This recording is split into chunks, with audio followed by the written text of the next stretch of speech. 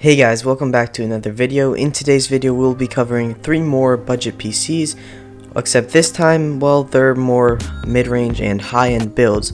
So we're going to start off with a PC that will absolutely destroy any game in 1440p for only $1,600, and then we'll move on to a $2,250 PC, and then finally a $3,000 gaming beast. Without further ado guys, let's get into this video.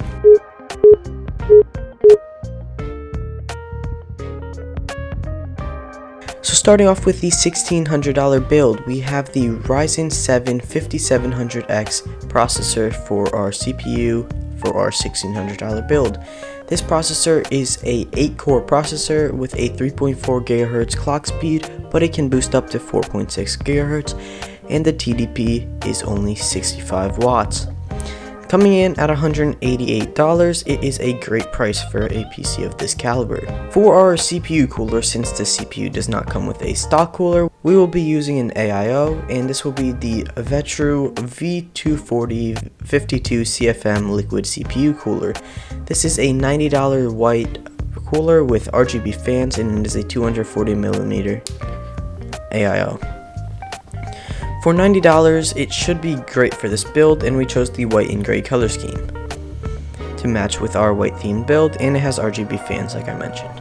For the actual motherboard of this build, it is nothing too crazy. We're just getting the MSI B550M, so it's a micro ATX motherboard, and this is the Pro-VDH Wi-Fi version of this. It is an AM4 motherboard, of course, to support our AM4 socket CPU. And if you take a look at it, it has 4 DIMM slots and 2 M.2 slots.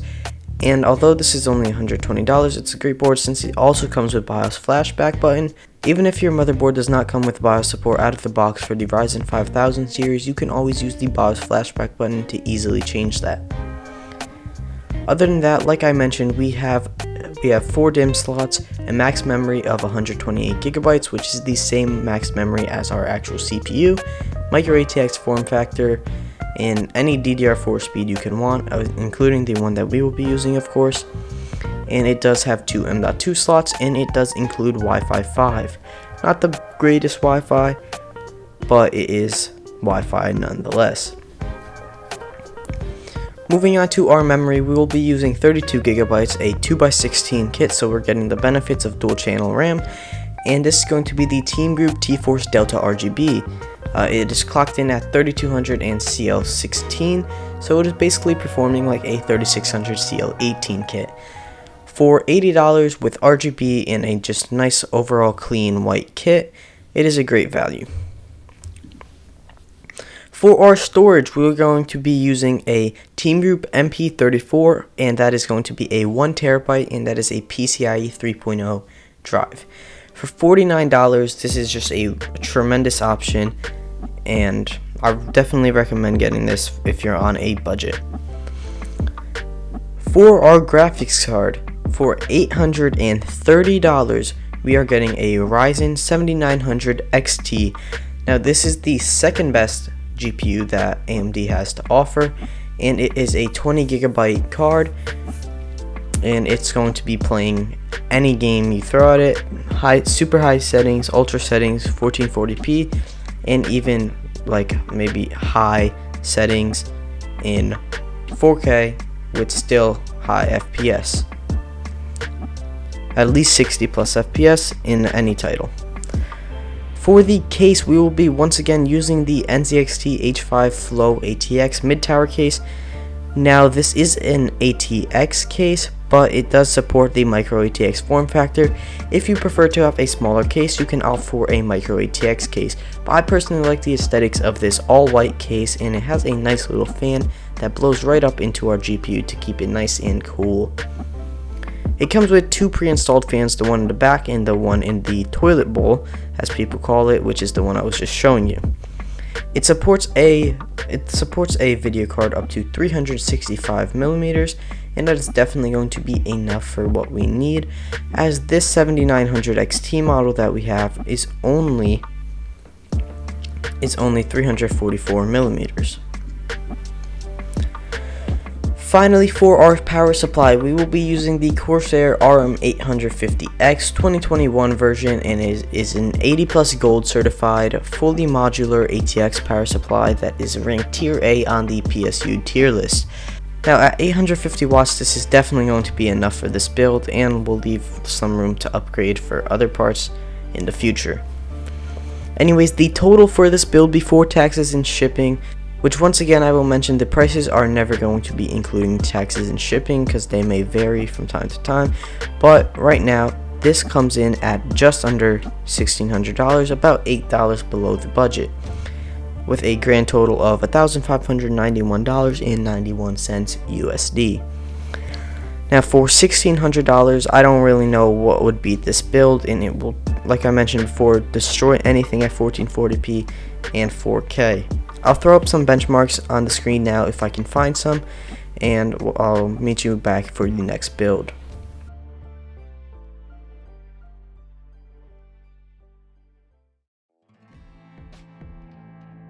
On to our $2,250 4K gaming beast.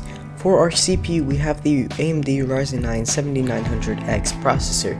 Now this 12-core processor clocks in at 4.7 GHz but can boost up to 5.6 GHz if you overclock. The TDP on this processor is 170 watts, and it does not include a stock cooler, of course. Now this is of course the AM5 lineup of Ryzen CPU, so we will need an AM5 motherboard. We'll get into that in a second. Now since we do not have a CPU cooler, we need to get an aftermarket one, so we'll be getting the Cooler Master Liquid ML240L V2 RGB 62 CFM liquid CPU cooler. Man, that was a mouthful. Anyways, this is a 240mm CPU cooler, and it is of course an RGB AIO, or an AIO with RGB fans, and it is a white AIO to match our white build. Now the fans clock in at 650 to 1800 RPM, the noise levels 8 through 27 decibels, and the color is white/black if you take a look at the pictures. Now anyways, it supports a whole bunch of CPU sockets, including our AM5 socket, which is what we would like to see. For our motherboard, we will actually be using an Asus Prime B650 Plus ATX AM5 motherboard. Now this motherboard is coming in at $190 right now, and it has 4 DIMM slots, 128 max memory capacity, 2 M.2 slots, DDR5 support for some speeds, not all of them, but we have our DDR5 6000 speed that we'll be using, and it does have the 4 DIMM slots and does not have Wi-Fi, so keep that in mind. And it does have the 2 M.2 slots. It is a black and silver color scheme if you take a look here, and it has some VRM heatsinks around the place. For $190, this seems like a really good option. Now for our memory, we will be using the G.Skill Ripjaws S5 kit. The one we'll be going with is a 2x16 GB, so 32 GB, getting dual channel benefits, and we are clocking in at 6000 CL30. DDR5 speeds for $130, and a white and silver design to match with the rest of our build. This is a great option for this build, and for yours at home.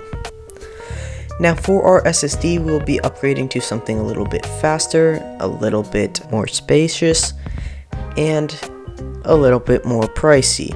So this is going to be a $120 SSD with 2 TB of storage, and it is PCIe 4.0. This is of course the Western Digital Black SN770. Now this is what, like I said, a PCIe 4.0 drive, and it is a great option for this budget. Sapphire Pulse Radeon RX 7900 XTX, 24 gigs of RAM, absolutely insane performance on any game. Now the ray tracing performance, since this is an AMD card, is definitely subpar, but the pure rasterization performance is just incredible for this price especially. When it comes to pure rasterization performance, this card usually beats the 4080, and in some cases can even outperform the 4090. Though it's not that common. Unless you're going to be using ray tracing, this is definitely the card you should go for. Coming in at $1,000, this card costs even less than you can get a 4080 for. and it has 24 gigs of VRAM, so you'll be good for years and years to come. Max textures on whatever you want, highest settings, anything you want to do, this card got you covered. For our case, we have the NZXT H5 Flow ATX mid-tower case once again. And let me just show you guys this real quick. The actual size of this card is going to be 313 millimeters and 370 watts. But this 313 millimeters will fit nicely into our case, which has a max GPU size of 365 millimeters. Now, I chose this case because it has a really nice all-white aesthetic, and it has a little fan in the back that it comes with, as well as one down here that will blow into your GPU to keep that nice and cool. Definitely has room for your AIO up top, and you can probably upgrade to a 360mm one up top if you'd like. Now, this does support our ATX form factor because this is an ATX mid-tower case, and it's just a really nice looking case. Here's it from the back side for cable management. The final thing we have here is our power supply. Now, 1000 watts is definitely not necessary, but it's good to have, especially since this costs even less than their... Well, first let's clear this up. For some reason, this Superflower LeadX Titanium 1000 watts 80 plus titanium certified fully modular ATX power supply, which I believe is also tier A, comes in at $210. Even when it's on sale, it's only, or even when it's off sale, it's only $230.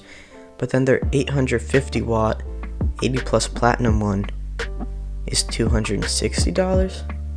I don't know, that doesn't make much sense to me, but I am definitely not complaining since you get more watts and more efficiency.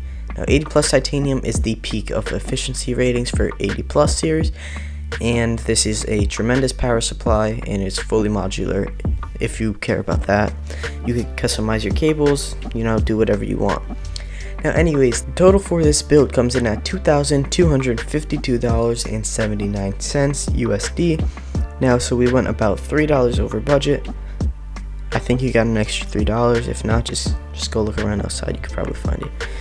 Anyways, this is going to give you great performance at 4K, high settings. Probably not great with ray tracing, but I mean, it'll still do good with ray tracing. But if you're going for ray tracing, just get an NVIDIA one. Unless this is like on a great sale and less than like a 3080, which will offer about the same levels of ray tracing performance. If it comes to performance without ray tracing, and you're not trying to spend $1,700 for just a little bit better performance on a 4090, then you should definitely get this card. 24 gigs of VRAM, amazing performance at 4K. What more can you ask for other than ray tracing? Anyways, guys, that is it for this build, and I will try to find some benchmarks, and if I do, then I'll throw them up on the screen now.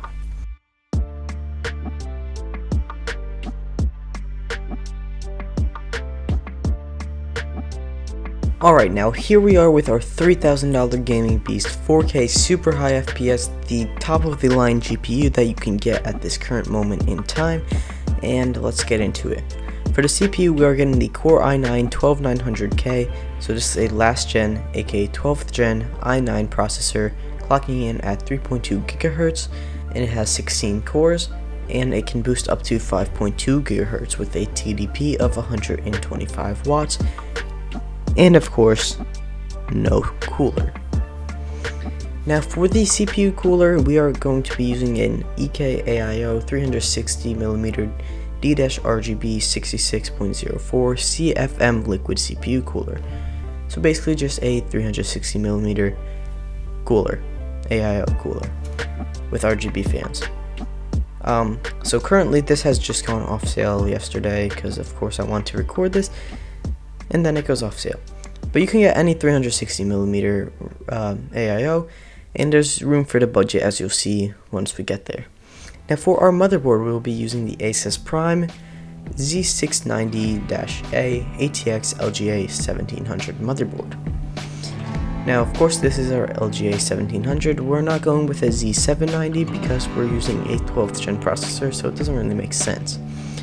Now it does have 4 DIMM slots, of course, and a max memory of 128 gigabytes and DDR5 support, all the way up to only 6,000 actually, which is what we're going to be using anyway, so it should be just fine.